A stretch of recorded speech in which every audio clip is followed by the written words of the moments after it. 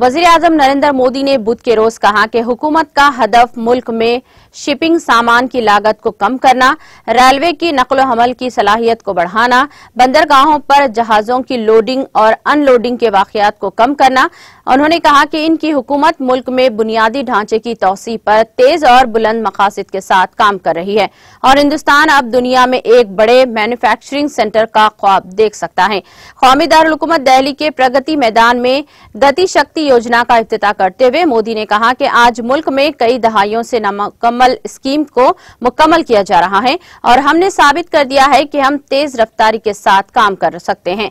उन्होंने कहा कि हमारा हदफ लॉजिस्टिक की लागत को कम करना और रेलवे की नकलो हमल की सलाहियत को बढ़ाना और अगले 2 से 3 वर्षों में बंदरगाहों पर टर्न अराउंड जहाजों पर माल चढ़ाना उतारने के औकात को बेहतर बनाना है।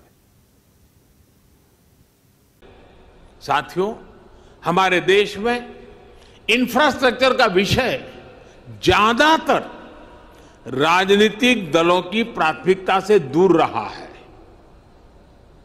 यह उनके घोषणा पत्र में भी नजर नहीं आता है।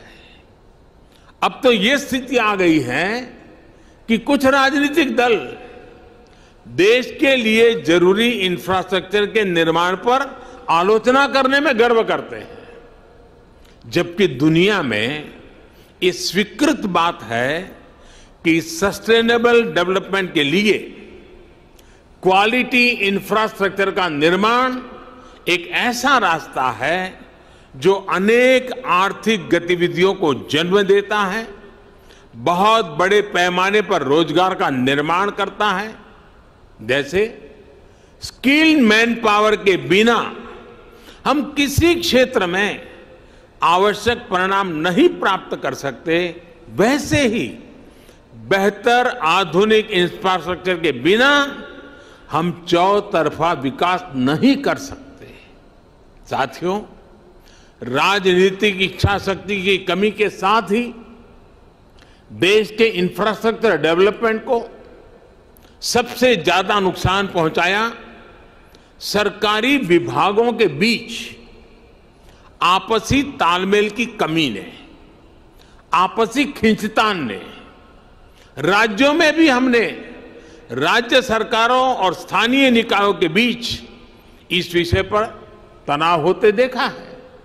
इस वजह से जो प्रोजेक्ट देश की इकोनॉमिक ग्रोथ को बढ़ाने में मददगार होने चाहिए थे, वही प्रोजेक्ट देश के विकास के सामने एक दीवार बन जाते हैं।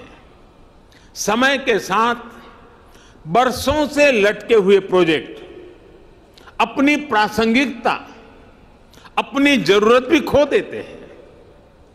मैं जब 2014 में यहां दिल्ली एक नई जिम्मेवारी के साथ आया, तो भी ऐसे सैकड़ों प्रोजेक्ट थे जो दशकों से लटके हुए थे।